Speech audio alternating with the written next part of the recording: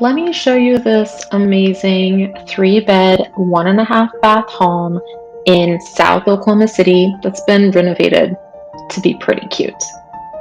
So this is a great corner lot with some pretty great trees.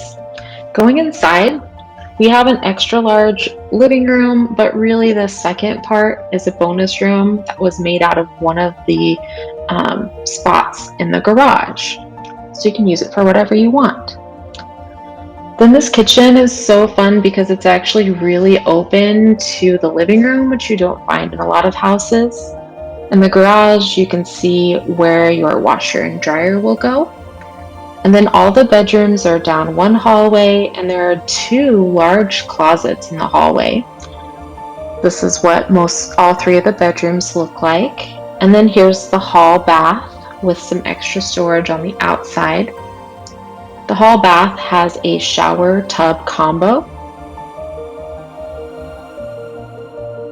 And then we're going to move on to the primary bedroom, but before that, let's take a quick stop at this closet. Another great place to put some seasonal clothes.